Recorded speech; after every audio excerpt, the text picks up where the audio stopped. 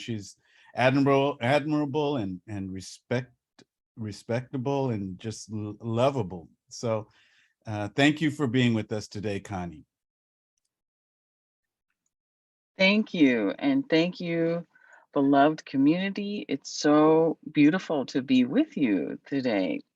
For those that happen to be in Santa Barbara, we are experiencing a lovely Santa Barbara morning, uh, and no fog and none of that, just sunshine. So first I want to begin by really saying Happy Father's Day to all the fathers.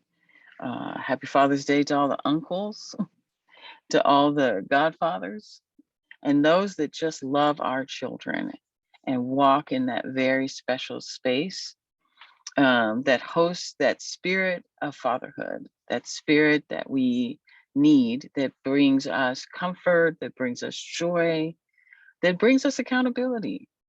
I certainly appreciate that about fathers, that they can. And I was so blessed to have an amazing father who walked this walk of ministry for many years of his life and gave his time and his love to his community. He moved to Baton Rouge as an adult and began to pastor there. And so just know what a beautiful role that men play in our community. And thank you, Maria, for the things that you shared about the way in which particularly Black men are and have to walk in this world. But they do walk in joy as well. And I appreciate our brothers that walk in joy and that they can share that with all and share that love with all, which is so much of what we need. So I'm going to share my screen a little bit. Let's see if I got it right. Oh, don't got it right. Let's see.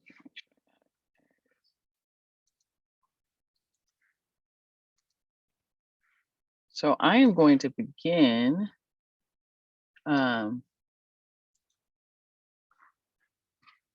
with sharing. You meet people and you want to know where did they come from? How did they get to where they are? So I begin with this scripture because it is really one of my favorites. And it is from the book of Romans, also one of my favorite books. And it is that call to say for people who are and attuned to faith, here is the way in which we know we can walk. For I am not ashamed of the gospel, for it is the power of God for salvation to everyone who believes, to the Jew first and also to the Greek. For in it the righteousness of God is revealed from faith for faith, as it is written, the righteous shall live by faith. And when I think about my own personal journey and testimony, that is the beginning of that for myself, of being called to faith and to faith community at a very young age. My mother used to tell the story that I was probably about 9, and I came in the kitchen one day and declared to her that I was going to be following Jesus Christ, and I just wanted her to know that. And she said, well, good for you, honey. Thanks for sharing, you know. But she said, you were so cognizant and resident that this was where you were headed and what you were going to do. And she said, for me, it was the most beautiful moment because as a parent that's wanting to raise your child in faith, to think that the child just declared themselves, you say, okay. And then you just walk along with that journey. I was raised in San Francisco Bay Area, actually in San Francisco proper. And it was during the 1970s. And that was a time in particular in the 1970s that a lot of movements came out of the Bay Area. You had what was going on in the East Bay and Oakland with the Black Panthers. You had so many, the LGBTQ community, you had so many movements that came out of that. But the grounding of all of it was a call for inclusion and equity. And so what I love about this scripture, that it says that it is for all of us, and it grounds us in the equity of what's available to us, that we can live in this, that salvation is to all, and this righteousness of that, that if we say, this is the way I'm going to walk, this is the way I'm going. And so for me, this has been the grounding of my own life and of my own faith journey in this way. So this morning, I want to share a little bit with you. Part of this for me has been why this particular way.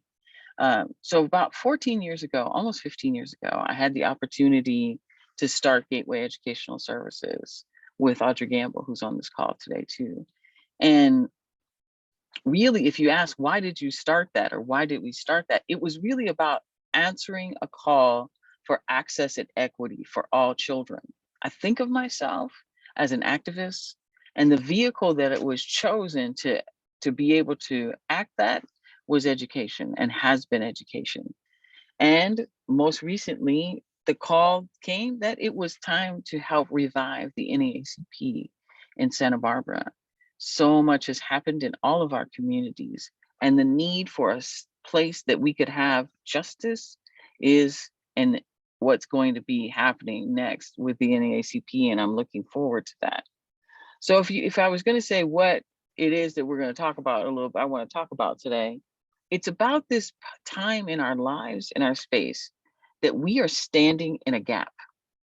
Those called through faith and how you want to live, it's an interesting time to be called right now to be in a gap. So I'm going to talk about today a little bit about standing in that gap. This is one of my favorite quotes of my life. Darkness cannot drive out darkness. Only light can do that. Hate cannot drive out hate. Only love can do that. And when you start to step in the gap, you understand this power of love, because love is the ultimate thing that can move. I had an interesting conversation the other day with a reporter, and those are always interesting conversations to talk to reporters, because you're not really sure what they're really trying to get to. But I think what she was really trying to get to was, hey, you know, uh, all the things that's happened. She wanted to say that, Black Lives Matters, that's kind of one and done, right? Like that's kind of over. Uh, and I'm not really sure why they wanted to do all that in the first place. It was a very interesting conversation. And what I shared with her was that this is continuation where we are. It's a continuation, all pieces being connected to each other. And if you are Black in America, every generation that we have been a part of has had to take this stance to figure out exactly where you were going to be in this gap, whether or not you would move that forward, whether or not you would understand that calling. And so I said to her, I said, I love and embrace absolutely everything that has come, because I see it makes me happy, it makes me smile to think that this generation is figuring out for themselves how they're going to move. It's unfortunate that we have to continue to go this way. We have to continue to figure out, but actually, it will free people to move through the moment, to move through, to come through the gap. It brings you to another side. What I hope is that people will move in it and be embraced through love, because love is what sustains as you move through the gap and as you have those experiences. And so I did help our reporter to understand that this is not a moment, it's a continuum, that this is based in love, it's based in community. One of my most favorite moments, hard moment, but tragic moment at the same time, was to watch John Lewis stand in Washington, D.C. in the Black Lives Matter square, and to watch him physically pass the torch, right? And to see him do that, it was a beautiful but tragic moment, we know, and he knew that his time here with us was not long. But is that particular piece. So standing in the gap is where I want us to be today, to think about. Juneteenth is such a beautiful opportunity for freedom. I loved this image of the woman with her hands spread out, because it reminds me that it is also through these movements that our sisters come to stand in this space. I was so blessed to have incredible grandmothers, both, or three actually, incredible grandmothers, to help me be able to understand these freedoms. One of my grandmothers was from Texas, and we called her our yellow rose of Texas. She loved roses, and she had her whole garden was yellow and white and pink roses. And because yellow roses is the state rose of Texas, and we called her our yellow rose. But it is this piece that I think about every single day, that women in particular have called and have been in this space to continue to move our communities, to continue to mark where we are going and the process and the teaching that comes. So my yellow rose of Texas during Juneteenth would often, because she moved to Fresno as I was a little one, because she had retired. And boy, let me tell you, Fresno is a very hot place in the month of June. But the community of women, it's a hot place in the month of June, but the community of women there would gather, and they would cook, and they would tell stories, and they would sing and pray and help us to understand that it was that connection that broke those chains, not always physical, but spiritually, the breaking of chains. And our grandmothers would always say, you must break the spiritual chains, because that is all that's left. The physical chains had been broken, but what's mostly standing in our way is the spiritual and emotional and mental chains. And so I wish you on this Juneteenth beautiful day that you experience not just the freedom and be remembered, but you experience that emotional and that development and what comes from that, and what can happen from that. And so I loved this image. I had to put it in here this morning.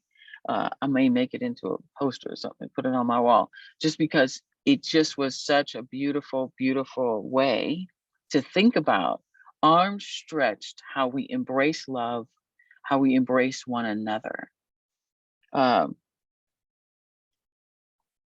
When I think about Juneteenth and I think about where we're at, I also remember that coming out of slavery, we had nothing. Black folks walked out with nothing. And for the next 75 years, endured being sharecroppers in many of those states until we began to migrate. But I often think walking out with nothing but their family and going to reunite with family was about this freedom. There's so many stories about those who, from those moments, went on to try and find family and make reunification such an important part of what's happening and what was going on. And so that gap of family is also filled as we remember these times and these dates, that gap of family being that is filled in us. There was always a question of how long before freedom comes. That was a big part of, I think, what was going on for people. And I want to share this little scripture with you. And it's from the book of Nahum. And it says, and now I will break his yoke from you and burst your bonds apart. Behold, upon the mountains, the feet of him who is bringing good news, who publishes peace. Keep your feast, O Judea. Fulfill your vows, for never again shall the worthless pass through you. He is utterly cut off. And I always think about this promise, because there's always messengers. And when you're called and your life says it's time to be a messenger, those messengers bring words of freedom. And I think about the yoke and the yoke being broken, that literally and physically held us down, and that yoke being broken and then being called to good news. It's amazing to me always that when I spend time, the more time I spend in the African American community and with older community members, how well they understand and carry this about understanding the breaking of that binds us, and that they live by this, that they have moved past it, that is their prayer life, that is their gift to us, that we break away from that yoke. And so this promise of how long till freedom comes. I don't know how many of you have heard the story of the comet of 1861. So in 1861, there was a comet that was clearly seen. And the first time I heard the story, it just brought me to tears. There was a comet that could clearly be seen in the sky from June 30th to July 1st, 1861. And astronomers believed that it had actually appeared 400 years earlier, but in its cycle as a comet, in that time, it appeared. And it was so bright in the sky that there was no place that you couldn't see it. And there are accounts of people writing about the comet. In fact, people writing about the comet who were from the Confederate side on their ships and boats, and they could see it.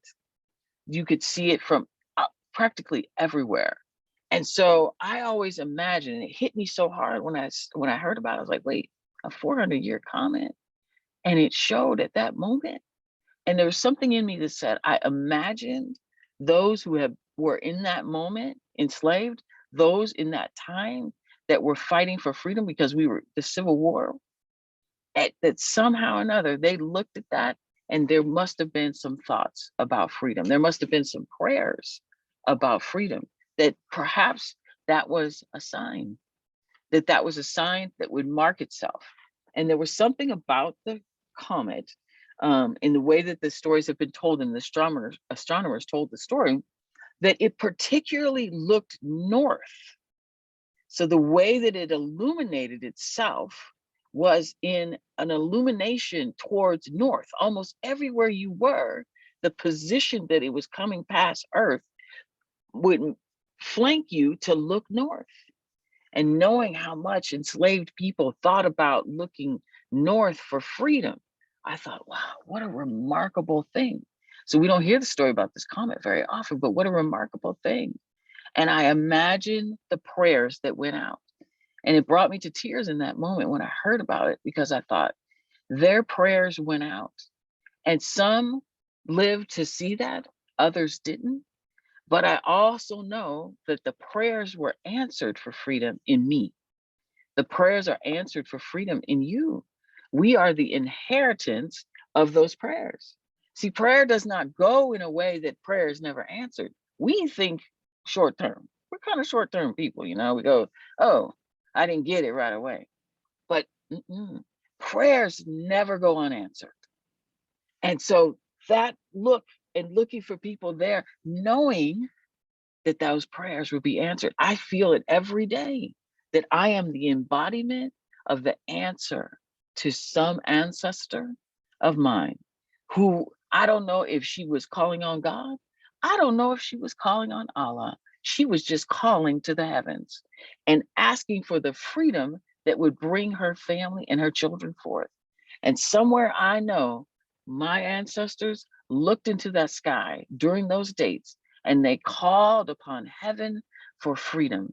And here I am able to be today, that very, very embodiment of their freedom, that they moved on. And so we are always called and see messengers of the freedom. We get annoyed when we don't get the immediate freedoms that we believe that we should have. But sometimes we have to know there's a flow to this, that it doesn't always come in that very moment you think it's supposed to come, but there's a flow to this. And so I think about all the different messengers of freedom and the messengers around us. And sometimes the messengers are 10 years old, and sometimes the messengers are 90 years old, but there are messengers all around us that continue to point us towards freedom. I came upon this quote a few months back, and it really embodied something for me about nonviolence. The NAACP is an organization that was founded on nonviolence. And so I love this quote. The insight at the heart of nonviolence is that we live in a tragic gap, a gap between the way things are and the way we know they might be. It is the gap that never has been and never will be closed.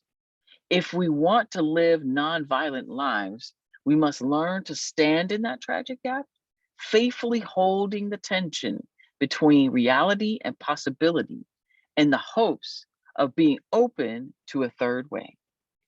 The NAACP's call is to be in this very gap, to be in this space But our call is also for everyone, all of us every day, to think about the fact there's times that you are literally holding those two spaces.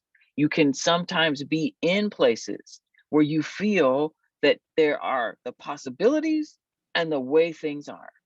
I often feel this as I am in spaces with our younger community organizers, whom I adore and love. And I feel the push. They want to push fast towards what they see as possibility. But here we are, still in the moment that we got to deal with the mess that's in here, that there's mess in here. And somehow we got to hold between, because we're looking for the third way. What exists sometimes has failed us. Early on, you guys there was a reading there that talked about the time in which Black folks were literally defined. I think we're the only group ever defined in the Constitution at that time. So they felt necessary to give us a definition to be 3/5 of a human. So imagine moving from 3/5 of a human to full citizenship, to full access to everything, but not everything, that all being there. And so here they were, making their way out of slavery through this gap, that through faith, as in Romans tells us, through faith, to know that we could get there. When I think about the uplifting of our community, I love this quote too. It says, "The third way is not a path of heroism that's reserved for certain people." Yes. Sometimes we think, oh, it has to just be the heroes out there. It's not the everyday people. But that the third way is reserved for the likes of Gandhi and King. Like, we're just looking for those people. No, no. That it can and must be walked like through mortals like you and me. And my quote to that too was that every day, we are everyday people, bound by love, committed to creating extraordinary things. That somehow or another, we stop to say, I know it, that we are in this gap. I know that I see this, but I take the time through love to be bound in community towards what is extraordinary. And it is looking forward to the extraordinary that's here. We don't know what the extraordinary is. It's coming. It is just our place to open it. It is just our place to be open to what will be extraordinary and to not get in our own way. So steps to what is nonviolence. And I am hoping that this will be our message and where we will be with the NAACP in Santa Barbara and even other organizations, I hope too. That what do you need to come to these steps of being that kind of agent of change? First of all, a sound rationale for what we intend to do. The clarity that is necessary when we lead, to be able to give to others, to say what it is based on. It is based on love for me. Love is simple and it's clear. Love is also that it keeps us accountable to ourselves, keeps us accountable to one another. And the rationale to move ahead to say the equity that all deserve, that love that all deserve, is what I will move through with intention. It has to be that which feels sensible.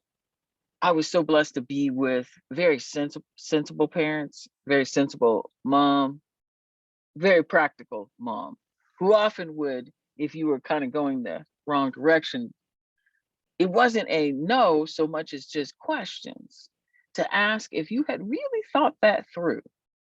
And what will be your outcome over there today? My mom would often say, and your outcome for this would be what? Because it was that call, it was that way of her saying, reevaluate which way you're going to do that. She would often say she had a way to respond to whatever I had chosen, but she would be responding, but she wanted to give me that moment to think about whether or not this was the strategy in which I would go down that road. And Black mothers in particular have a special way of doing this with their children. But it is the beauty of that we carry the rest of our lives with that sound reasoning and strategy. And I thank God that she was that way. We also need to have that which is an active and supportive community. The pandemic really pushed us into different spaces of what's community, but it also pushed us into spaces as community to be more involved. The last few months, now things have kind of opened back up. I keep bumping into people and they say, "Oh, yeah, I was in a Zoom room with you."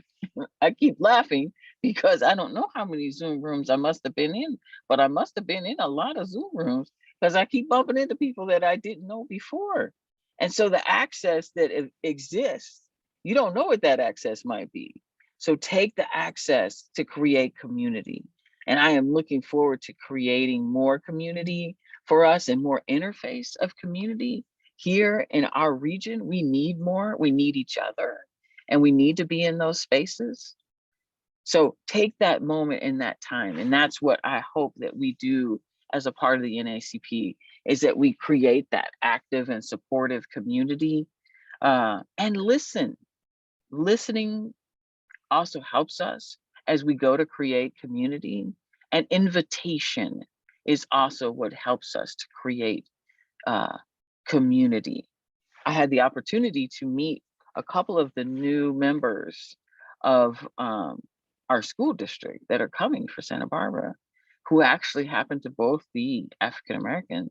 So we're going to have two new assistant superintendents in Santa Barbara who are African American, one for pupil services, the other for elementaries, and amazing opportunity. But in sharing with them, I made the invitation for them to remember that there is an active and loving community here. So when people do come to our community, it is our responsibility to reach out and to act in love. That's another way to stand in that gap, is to reach out. People come, they're new, you see them, make an invitation. Hey, what do you need? How can I help you? Share what you have, share who you are, share. And so I hope that those new members of our community will begin to experience and feel love and feel that they could be connected here. Pretty scary thing in that stage of life, to take the answer and answer the call to come to a completely new community. Some of us have had the opportunity to bask in that same space forever, while others come.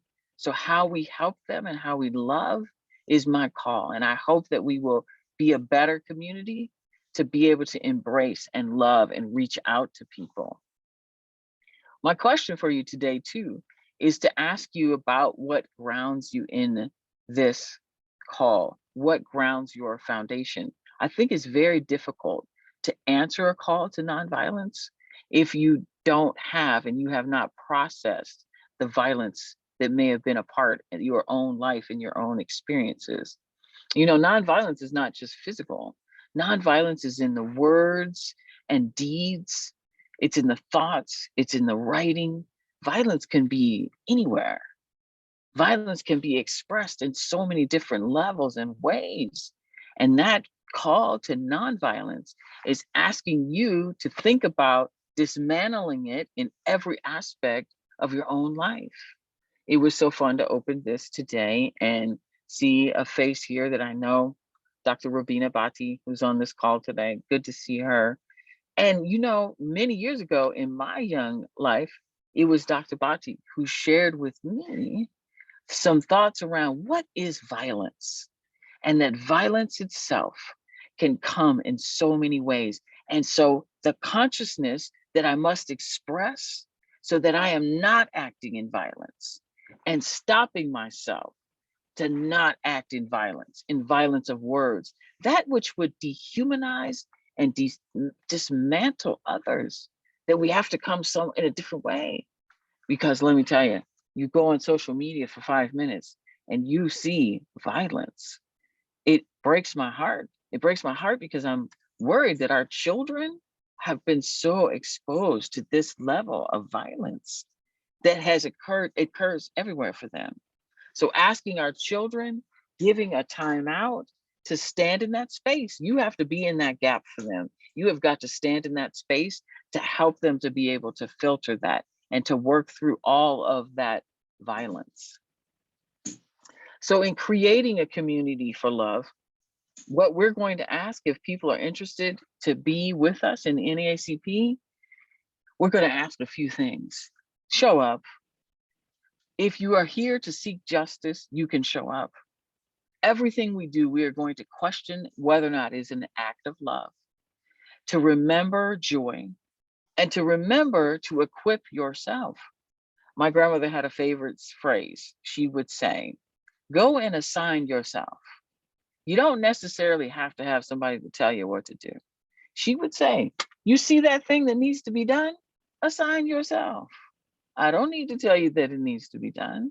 You can assign yourself. We see those things that happen in our communities. We don't have to wait for other people to assign us. We can assign ourselves to be able to change that, to ask people to walk in a different way, to give love. We can assign ourselves. We don't have to wait for somebody, to wait for a hierarchical stance of leadership. No, everyday people, extraordinary things. That is the connection for me. This is one of my favorite quotes, and I'll wrap up with part of this quote.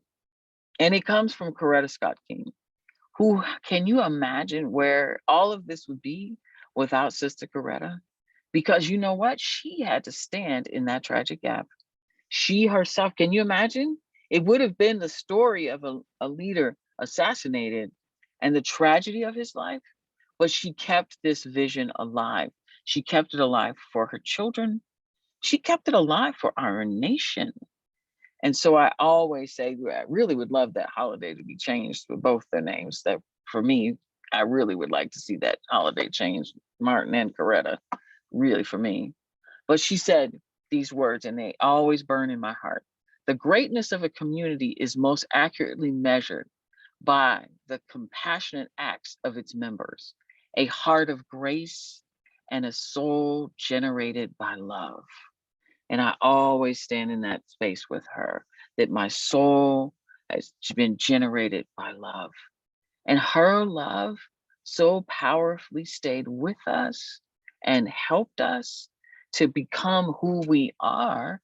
And what happened with that movement, that she herself was able to stand in that space and to give us what we needed, to give the love that would come forth.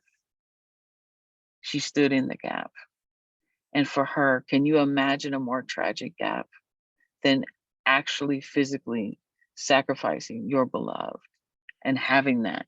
And yet standing in that space and knowing that it was she who was going to continue to bring forth what their children needed, continue to bring forth what the community itself was going to need. Every year after year, I would watch her in marches, always there in front, always there, never in tears, but in power and in love and in action. You didn't feel a mourning from her that was a separation, and how she did it, that she could still be in that space. Yet every year, I'm sure the mourning that happened, and even every day in the lives of her children, but she stayed here. And she reminds us that what people will ultimately know about us as a community is what is compassionate about us and whether or not we have a heart of grace and a soul that's deeply generated by love. So, my beloved community, if you want to join us, we welcome you to join what we do. But mostly I want to say to you on this beautiful, beautiful Freedom Day, may your heart be in a space that is generated through love. May your intention towards each other and community be in a space that comes in a place of love. Thank you. And I'll stop sharing my screen. Thank you, thank you. Oops. I think I lost my mouse here, folks.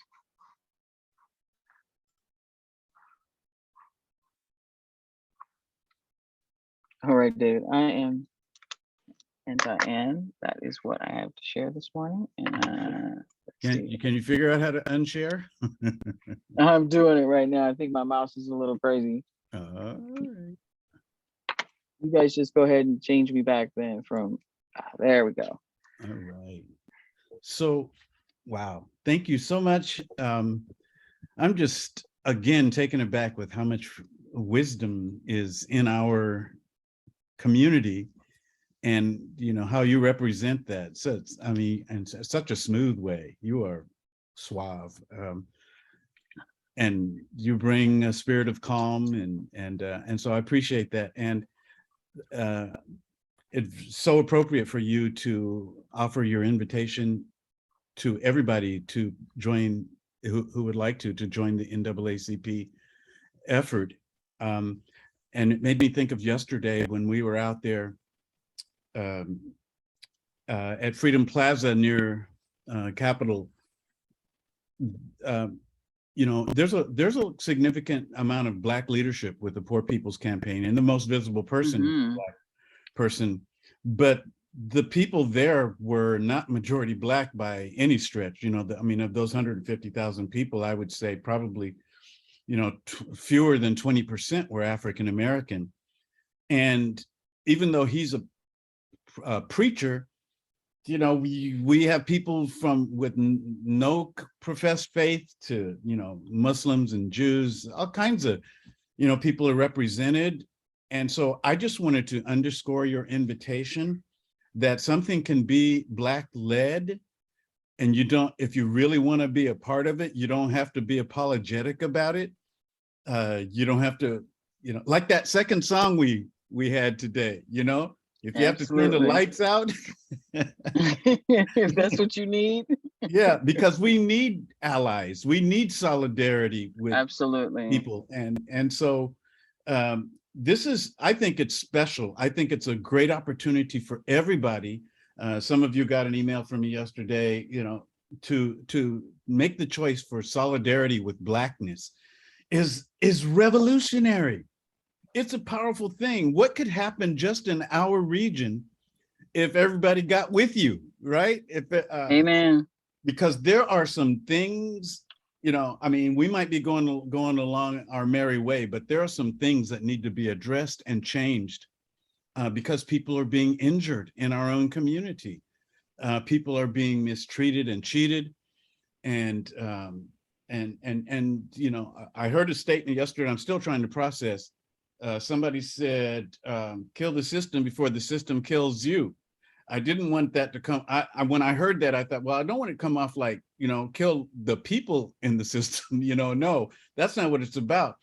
But we just need such change towards what you're talking about community. Can you speak to that?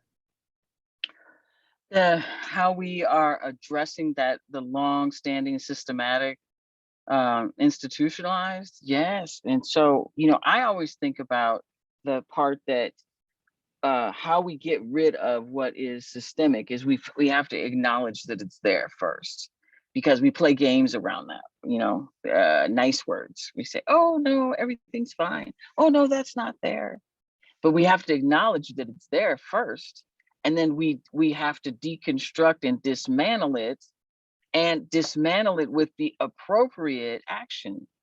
I think that the gift that the NAACP has given us, it's been here for 109 years, is that their approach has always been to use the law. And we still, as an organization, use the law and introducing legislation to say, nope, this part we're going to wipe out, this part we're going to make sure that we replace it with that, because law has that ability to be used either way. Sometimes it's used on us, and sometimes it's used by us. And so we have a long-standing history of it being used on us, not necessarily by us. And so I appreciate that call within the NAACP to deal with and use law when appropriate. I love that about them. I love that about this organization. Yes, I appreciate that too. And I mean, you got a legal defense fund going. We have, we have power, and so, but we use it to uplift, not to crush, but That's to right. release. That's right. Somebody here might have something to add to. You're welcome to weigh in if you have a question or a thought or a prayer? I do. I so want to thank you for this message, and like what you were saying, Pastor Moore, with that song and the inclusion. Can I sing this part? Here's the thing. It's so beautiful, the gap, the way you described that. No, we're not where we want to be, but we ain't where we were. And the beauty in that struggle, me and Pastor Moore have had this conversation many times, the sadness of George Floyd, but watching the unity of the peaceful protests that came afterwards. And they didn't just happen for a couple of days. They went on. And Black Lives Matter still goes on. And when a reporter comes to you and asks you, is this thing still happening? Are you kidding me? Are you clueless? This is more than this started way back when, and it's going to continue. And I love the fact, the invitation, because it's inclusion. And you know what? Like when you say allies, I've told Pastor Moore, white people will assume because I'm white that I kind of got their same mentality in certain realms. And it's kind of an eye opener for me, and it's disturbing when somebody approaches me in that manner, and I realize how far we need to go. But that's the gap, and there's beauty in that gap, because you know what? I can see where I don't want to be, and I can see where we're headed. Yes. Oh, thank you. So I wanted on there. Yes. Normally I've held back whenever we have wonderful speakers, but Connie, I know you. This is so wonderful to see you. You're just as beautiful as I remember, and I wish we could meet much more often. However, I want to thank you for what I've always recognized in you, this wisdom, this smoothness, etc. But you brought a really wonderful message today. And when I see my kids later today, I will tell them that I got to see their Auntie Connie, and they always remember your humor as well. So thank you very much. Oh, thank you. Yes, give them my love, Maheen and Abner. Please give them my love. I would like to thank you from the bottom of my heart for such a beautiful message, and also for a beautiful mission in life and career. And my question to you, you invite us to join in, you seek allies. What concretely, what can that look like? What can we, those of us who'd like to join you and support you, what can we do? Well, thank you. I'll drop the membership form in the chat for you, so you can do that first. Become a member if you like. But I think in this community, when you hear the call, and I hope to make those calls more often out within our community, that people need support. We are in the space, Gateway and NAACP, where we are going to be doing more to support those who are parenting Black children. They need an enormous amount of support. And so that is some place, and I'm going to do some work around that in creating a parents council for them, but they need support and they need help. And frankly, we have to have funding to be able to do it. So NAACP is a 501c4, which means we don't have the same status as a 501c3, where you get the quick tax, whatever, because we do legislative work. And so we will be doing more legislative work. I had a very beautiful conversation yesterday with our state senator, Monique Limon, around how we can maybe begin to support some changes in legislation that will specifically address the needs of our Black children, the needs for more protection for them. And so on a practical matter, you can join. You can, when you get the newsletter and you see a way that you can support, but just remember that everyday space of wherever you are, bringing about the questions as to whether or not this is impeding more violence towards Black people and Black bodies. Someone asked me, what is anti-Blackness the other day? Because we've heard that, and we've heard that call towards anti-Blackness, and say, what is anti-Blackness? Well, let's talk about what the part that gets to harm is. The part that gets to harm is this intrinsic thought that there's something wrong with Black people. That's what it is. A regular everything that says on every level, oh, there's something wrong with Black people. That the position there is not asset-based, but it's deficit-based. And so when you see that, call it out. When you see someone in that way, call it out. Hey, did y'all know that's anti-Black in there, what you just said? Hey, did you know what that, because it always positions itself in that way. So that's a simple thing, just where you are, to be able to call people to that and call and speak out, because we do. And you are, some of you are in spaces that we'll never be in. And you must be the carriers and the messengers to say, hey, no, not today. Nope, not today. Oh, Sister Chelsea's hand is up. Uh-oh. No. Thank you. Mama Connie, for okay, I'll start my video. Sorry, I'm getting ready to go set up the NAACP booth, so I'm a little behind schedule. Yes. But She's doing that so I could be here. Thank you. yes, I just want to love and appreciate you so much, not just for today, but for every day, for the way you show up. And Pastor Moore, I just want to thank you and Matt and the others that were at the Poor People Campaign, and that you shared that gift with us. I think this weekend, thinking about collective liberation, thinking about our folks in the margins and how our liberation is so inherently connected. We are so tied to one another, and that's what the beloved community is about. So Mama Connie knows, and Pastor Moore also knows, that my hope discipline has been a little bit challenged on the Central Coast lately. Thinking about how we can all come back together and heal some of the deep woundedness, especially in our activist community. And so I just appreciate the reminder of love and of just staying the course. So I just wanted to really provide appreciation for y'all. And if you come to the block party, please come and sign up for the NAACP. Provide your support in any way possible, because like I said, all of our liberation is tied to one another, and Black folks always show up for all of us every single time. And for the Poor People's Campaign stuff, Pastor Moore, I want to have a meeting with you and others to think about, like, what could a reparations campaign look like on the Central Coast, especially with all the cannabis revenue that's coming in.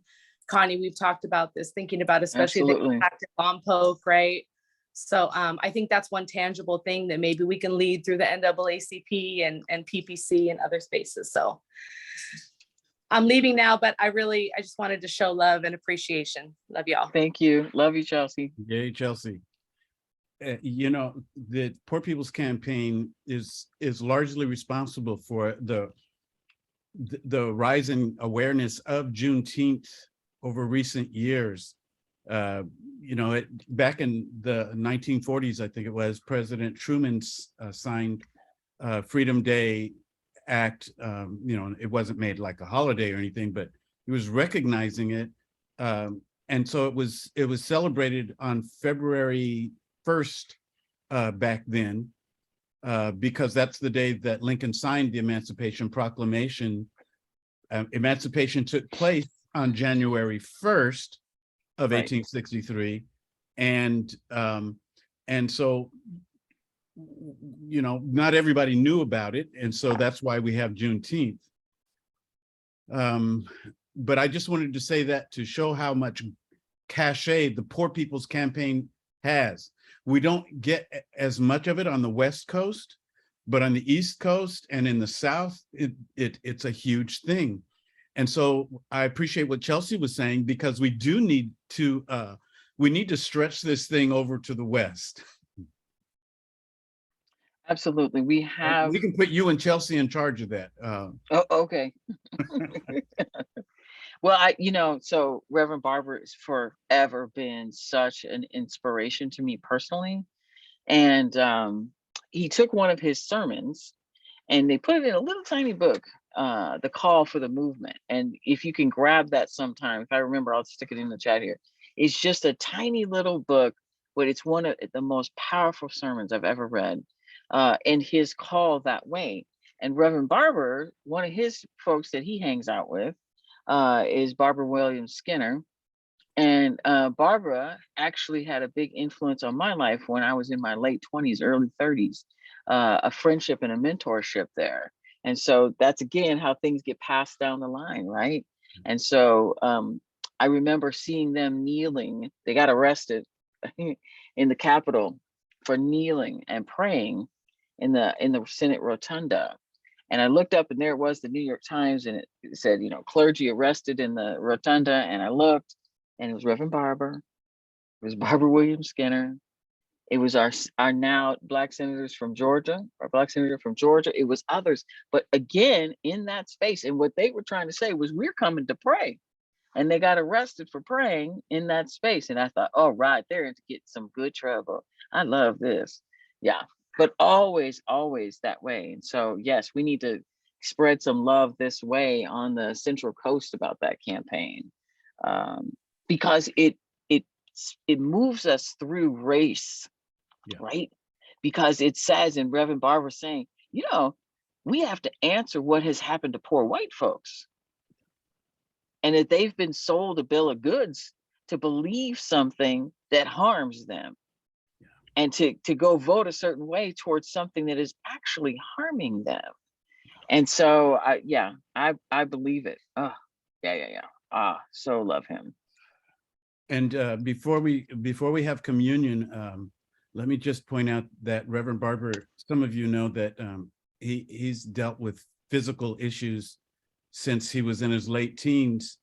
He actually mentioned for a while, yesterday he mentioned that for a while he was surprised that he was still alive because he is so immunocompromised, and so many people around him got COVID. I think 19 people in his church died, something like that.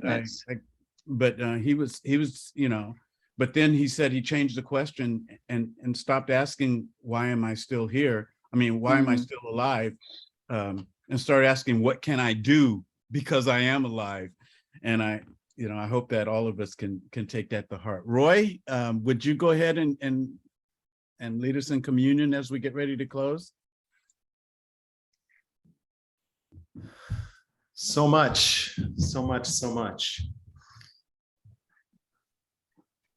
It was a dark reality for Jesus to have those whom he loved the most, those who were closest to him, betray him, turn their backs on him, walk away. And yet, as he sat there in that gap between that dark time and the possibilities before him, he took bread and he said, "This bread is my body, which I give to be broken for you. Take the bread and eat."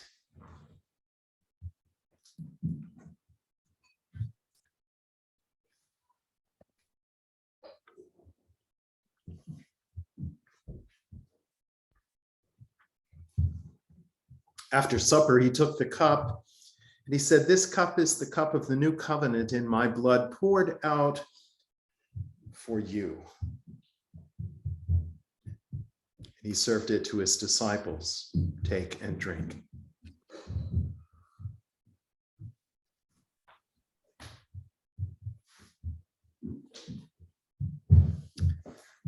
Let us pray.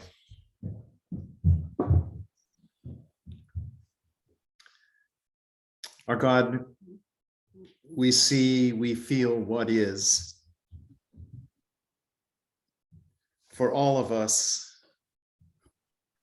we feel that boot on our necks, but some of us so much more severely than others. You have also given us a vision of what can be, what should be, what will be in your love. And you call us to stand in the gap and work towards what can, should, will be. We thank you for that vision. We thank you for that call. And we pray for the strength and the commitment